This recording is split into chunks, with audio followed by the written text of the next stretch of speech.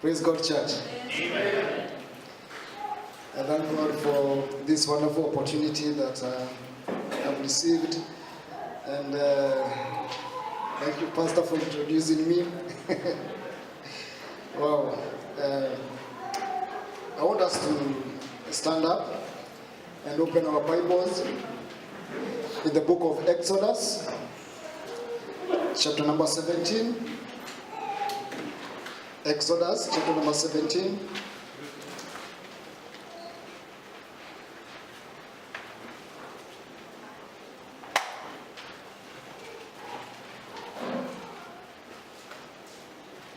From verse number 8. I want us to, I read, then continues, then the last number 16 we are going to read together. I start. Then came Amalek and fought with Israel in Rephidim.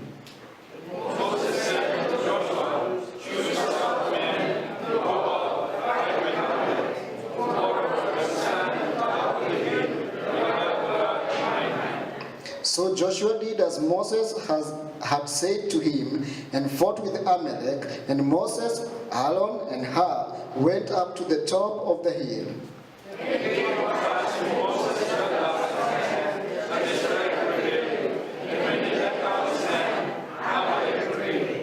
But Moses' hands were heavy, and they took a stone and put it under him, and he sat thereon. And Aaron and Hur stayed up his hands, the one on the one side and the other on the other side, and his hands were steady until the going down of the sun.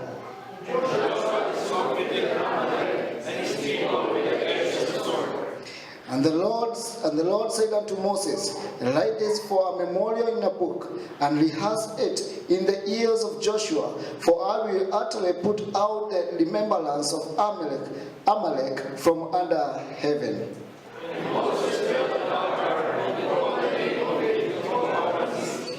We read all together, verse number 16. For it said, because the Lord has sworn that the Lord will have war with Amalek from generation to generation. Let us pray. Our dear Heavenly Father, we come before you today.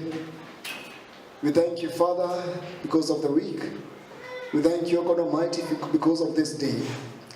Lord, thank you for giving us life. Thank you for giving us health. Thank you for the basic need that Jehovah God you have provided, and many other needs that Lord you have given us, oh God. Now we are here today gathered. We want to hear from you, oh God. I pray that, Lord, I be the instrument to be used by you today, oh God. Father, speak to us through me, oh God. I humble myself before you, oh Lord. Use me, oh Heavenly Father. We pray this shortly in Jesus' name. Amen. Amen. Now, here in the book of Exodus, we understand in the book of Exodus is a journey when the children of Israel were delivered from where? From Egypt. They are coming from Egypt. God have just delivered them, and they are continuing with their journey now on their way to Canaan, the promised land. And Christians, we are the same. God have delivered us, amen? From the sin. God have delivered us from the world. And like the children of Israel, we are on our way. We are on our way heading to the promised land in heaven, amen? And we can see that in our text we see Israel facing their first battle after Exodus from Egypt, amen? Now, the children of Israel are known that they murmured a lot. They complained a lot. And sometimes we are like that. We are like that. After they were delivered from Egypt, you see them coming. God did a very big miracle. He opened the Red Sea. And after that, they continued, and then they were hungry. Amen? And that's a problem. When people get hungry, there's a complaint. And they started to complain. And God provided manna. God provided manna to them. And then they continued. And then they were thirsty. And God again provided water. Amen? You see, God is developing them. God is developing them, and God is providing to them. Now here what we see in Exodus chapter number 17, you don't see anywhere they are complaining. This was their first battle they faced. This was their first war to experience. But you see, they are not murmuring. They are not complaining. Why? Because they are calm. They have experienced God provision. Amen? They have experienced God provision. And at this point, they had something that we can learn. Christians also, we are like Israel delivered from bondage of sin. From this, we can learn how to win the battles we experience today. Amen? You know, after we are delivered, in this world, we are going to face many trials. Many trials we are going to experience. But we need to learn how to overcome, or how to behave, or what to do when we are in the battleground. Amen? We need to know what to do. We need to know what to do. And from this lesson, at least we can learn something. And I thank God that for the almost 2 months, I've been working on this, I've been thinking, I've been wondering how will I put it. But I thank God that today I can share this message. Now, what can we learn? What are the things that we can learn from this? Now, number one, they were united in the battle. They were united in the battle. We see that in verse number 9, and Moses said unto Joshua, choose us out men and go out, fight with Amalek tomorrow. I will stand on the top of the hill with the rod of the God in my hand. So Joshua did as Moses had said to him, and fought with Amalek, and Moses, Aaron, and Hur went up to the top of the hill. Amen? You see, when Amalek came, they are the one who came to fight the children of Israel. But one thing you see here, they were all united. They were very united. From the leadership downward, they were united. From Moses going down, they were very much united. And the church must be united. Amen? The church must be united. If we want to conquer, you know, starting from January, we have received so many messages. Messages that will build us. Messages that will change our life.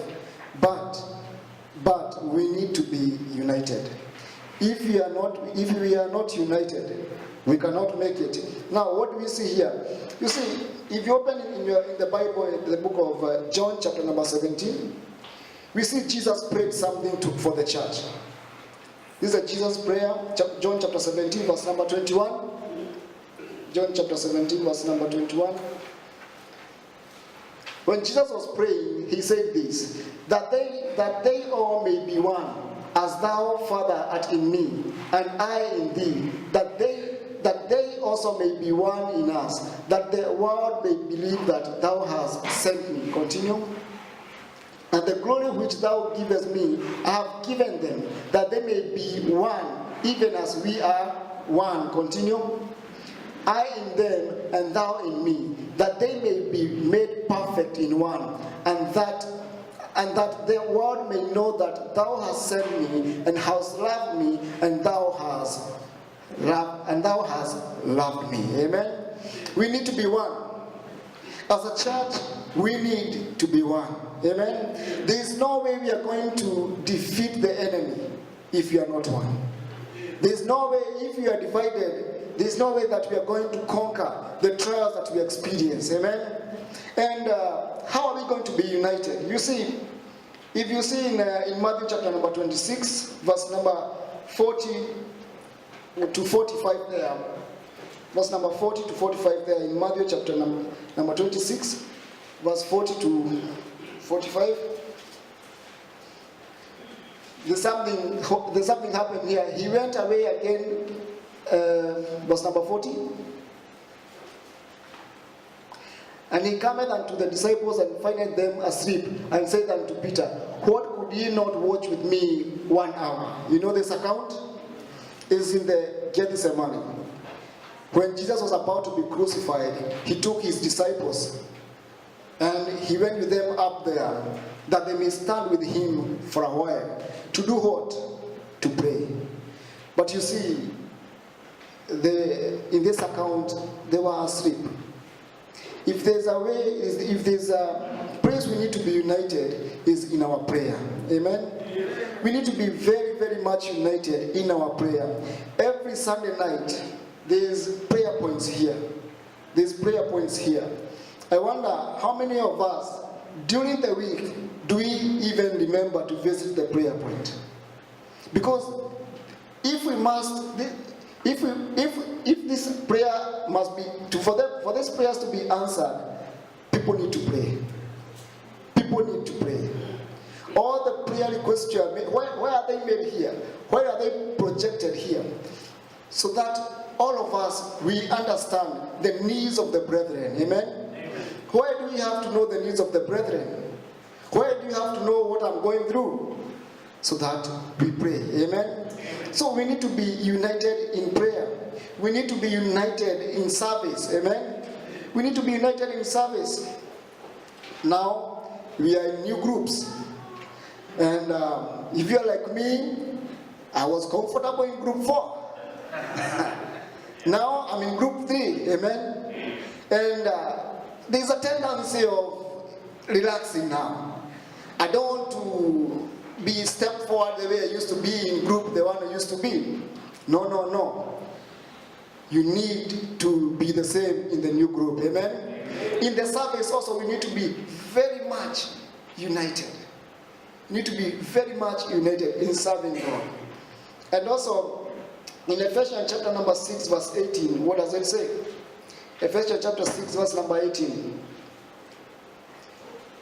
Praying always with all prayer and supplication in the Spirit, and watching thereunto with all perseverance and supplication for who? For all saints. Amen? For all saints. But the problem is there is hindrance of unity. Devil does not like unity. And devil will do so many things to scatter us apart. And I try to think about what are the things that hinders us to be united. What are these things that are hindering us to be united? And as you're reading in your note there, lack of humility. Number one, we see one of the greatest hindrance of unity is lack of humility. Amen? Lack of humility. And we see in 1 Peter chapter number 5 to 6, likewise, ye younger, submit yourself unto the elder. Ye all of you be subject one to another, and be clothed with what? With what? For God resisteth the who? Proud, and giveth grace to the humble. Amen? Number 6, what does it say? Humble yourself, therefore, under the mighty hand of God, that he may exhort you in due time. Amen? You know, the biggest challenge of a church like BBC is, you know, devil knows BBC. And devil knows how BBC works. And he will not hinder us to grow, because already people are growing here. Amen? What devil is going to do? Devil is going to make sure that there's no humility. These are the areas, the loopholes that the devil will come in. These are the areas that will come in. Devil will not come and tempt us and see one of our members in one of the clubs here in Doha, or doing something else. It's very hard to find a member of BBC caught in adultery or caught in doing some other things out there. But in these areas, this is where the devil through his death. So we need to be humble. Amen? We need to be humble. And when you are humble, you pray for each other. When you are humble, you realize the battle that your neighbor or your friend is experiencing. When you are humble, you're going to realize the challenges the church is experiencing. And you're going to do something about it. Amen? Number 2 we see is selfish ambition.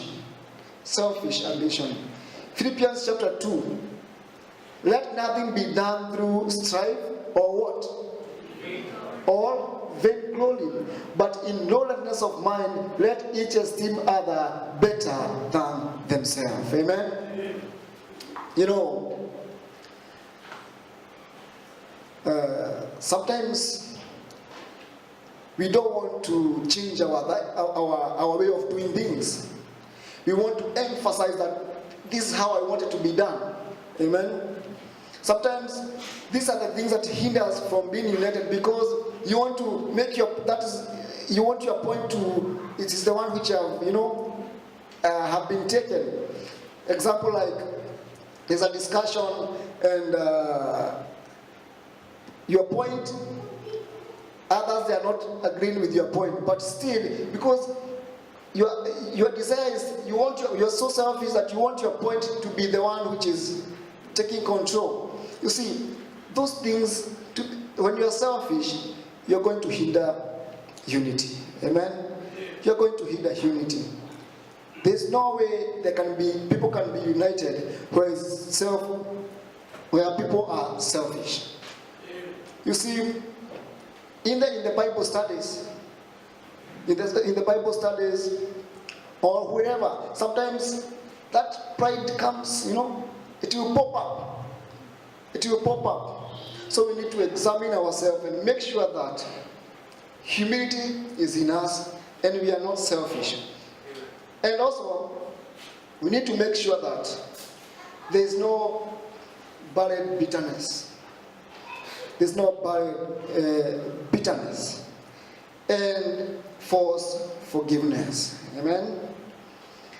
Nobody here is perfect. Nobody here is perfect. One way or another, I have wronged some of you, maybe knowingly or unknowingly, and vice versa. Some of you have wronged me knowingly or unknowingly. But we need to bury the bitterness. We need to forgive each other. Amen? There cannot be unity where there is no forgiveness. Amen? You see in Matthew chapter number 18 verse number 35, what does it say? So likewise shall my heavenly Father do also unto you, if ye from your hearts, if ye from your what? Not just forgive. Sometimes we forgive, and that's why we see here it's false forgiveness. False forgiveness. We pretend we forgive, but the moment we see that person, it will pop up again.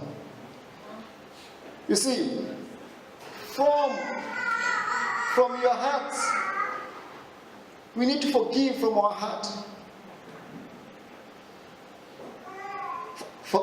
From your heart, forgive not everyone his brother their trespass. Amen? Because we are human beings, one way or another we are going to trespass each other. Amen? But we need to build forgiveness in the church. Amen? We need to forgive each other. When one make a mistake, forgive. Amen? And this will hinder unity in the church. And BBC is very much blessed. We are blessed. Amen? I'm not saying that these things are, but these things, if we don't take care, can develop roots in the church. Amen? So, if we want to be united, we must be humble. We must examine ourselves and remove our selfish ambitions. And also, we must remove all bitterness in our heart. And we must learn to forgive each other. Amen? We must learn to forgive each other.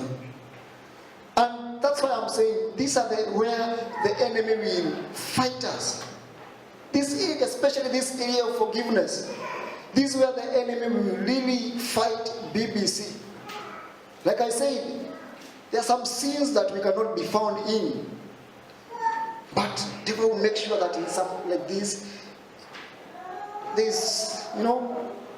so let us make sure that all these hindrances, they are removed. Amen? So that we be united. And when we are united, 7 years, BBC has grown. Amen? And we can do more. The same thing, even in the family. Even in the family, in your individual life. You cannot be united with your, even in the family, husband and wife. These are the things that also destroy. Why? Because the wife does not want to hear the husband, there's no forgiveness, there's all these things. So this thing will just boil in us, and we need to remove that. Amen? We need to work on that. So for us to overcome these battles that we face, because indeed we are going to face the battles, we are going to face the challenges, we are going to go through some trials, and Amalekites will come in our life. As a church, individuals, Amalekites will come in our life. Especially like now in Doha, we understand what is happening.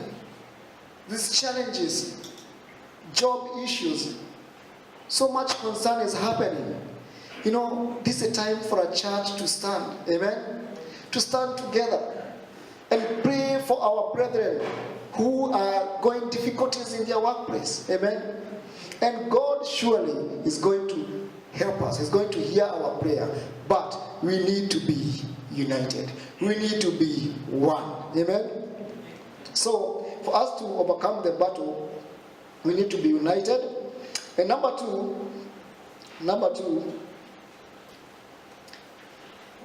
we see that they supported the leadership. They supported their leadership. Amen? Where there's no leader, there's no direction. There's no direction. So, Aaron and Hur supported Moses and holding his hands up. Amen? If you see the account in verse number 11, we see, and it came to pass when Moses held up his hand that Israel prevailed, and when he let down his hand, Amalek prevailed. Amen? You need, church, we need to support the leader. Amen? We need to support the leadership. The leadership holds a very, very, very, powerful, and it's a pillar. You see, when the Moses' hands was up, they prevailed. When Moses' hands were down, Amalek prevailed. Number 12. But Moses' hands were heavy. But Moses' hands were heavy. Amen?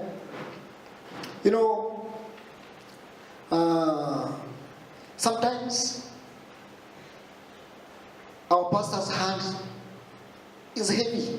Amen? Sometimes our leader, who is our leader here in BBC? The pastor, the deacons, the group leaders. All those groups, they have leaders. Sometimes the leaders, their hands are heavy. They cannot hold it. Amen? Why? Because they are human beings also. Amen? They are human beings. Moses was not a Superman. He was a human being. And he tried his best. He tried all he can. But his hands were heavy. And when his hands go down, they were defeated. When it's up, they are winning. But Moses' hands were heavy. And they took a stone and put it under him. Who are these people? Aaron and Hur. What they did, they took a stone and put it under him. I don't know in Philippines whether when you're in primary school, When you make a mistake, do the teachers beat children there?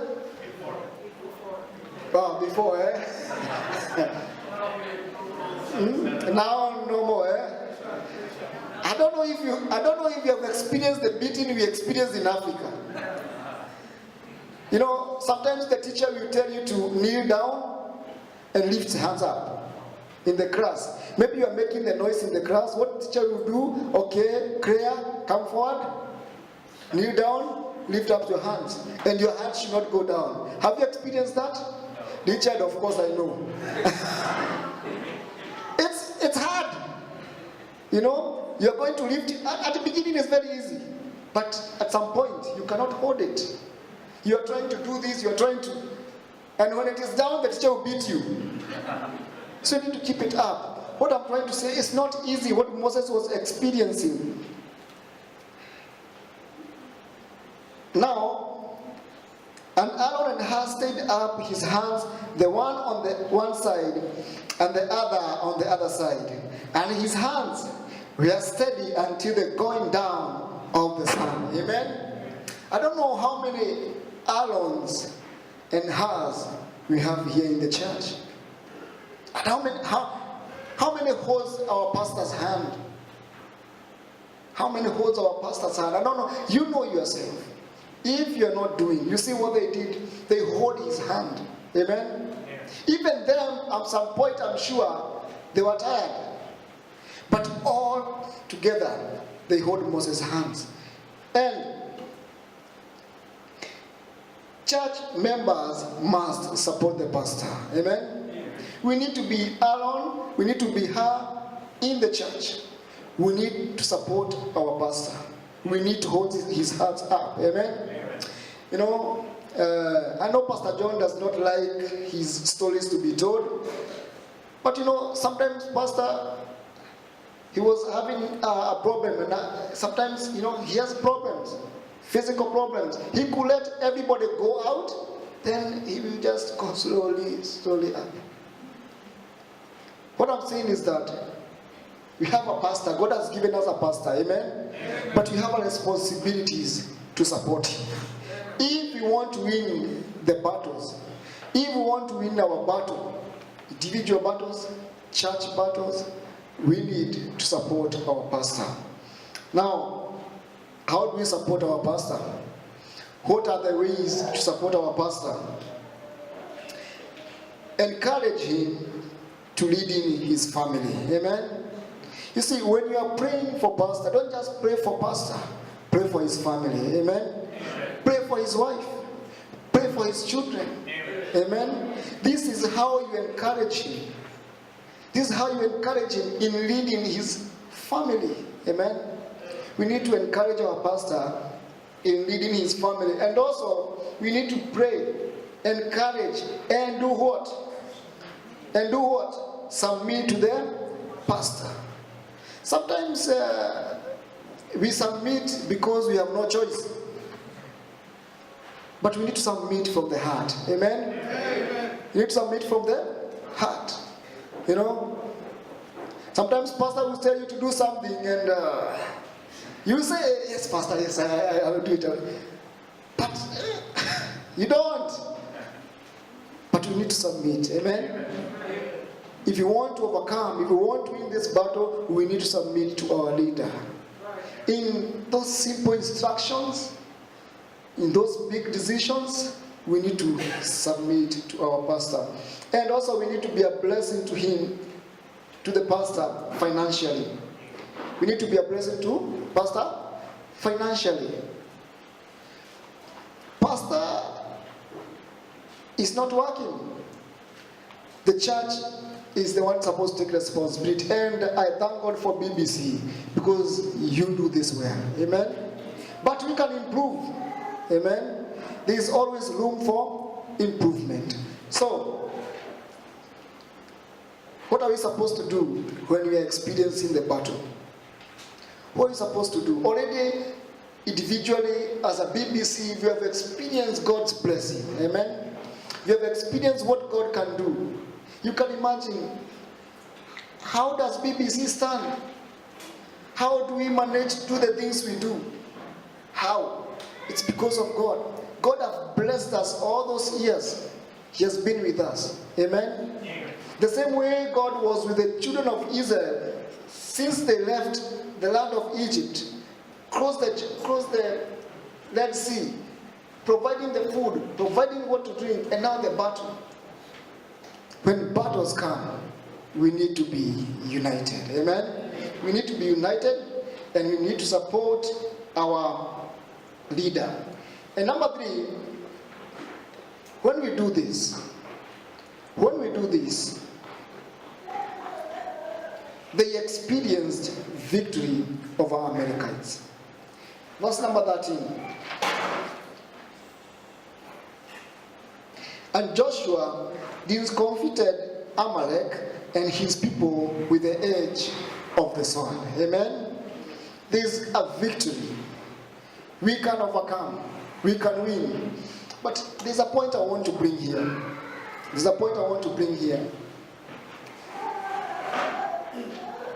Sometimes what happens is that there's a very thin line when people are united, and also sometimes people can be very united and sometimes they don't support each other. There's a very thin line there. Not only we need to support our pastor, we need to support each other. Now, how did they overcome? How did they win the battle?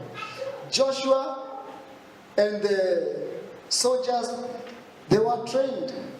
They know how to fight because Joshua chose the able men. They know how to fight. Joshua was not a joke, he's a fighter. But you know what? The battle was not won because of how they fought. Not because of how Joshua, their tactic, their war plan. They did not win because of that. They win because of what was happening in the background. Someone was praying. Amen? Someone was praying. The leaders were praying. Amen? So how did they experience this? They experienced this because of the leadership. So if we are united, if we support our leadership, then there's no doubt we are going to experience victory. Joshua and the soldiers fought the enemy.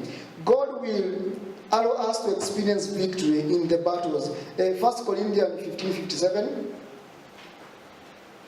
But thanks be to God, which giveth us the victory through our Lord Jesus Christ. Amen?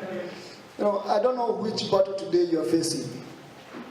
I don't know what kind of a challenge that individually you experience. But hold on. Trust God. Amen?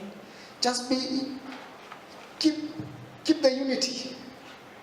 Do your role to keep the unity. Do your part. Keep the church united. Don't be the person to scatter the church. Keep the church united. Be on the front line, supporting the leadership. And no matter which battle you are experiencing, you are going to experience victory. Amen? John 16:33. John 16:33. This thing have I spoken unto you, that in me you might have peace. In the world you shall have tribulation, but be of good cheer. I have overcome the world. Amen? When Moses was lifting up his hand, the road,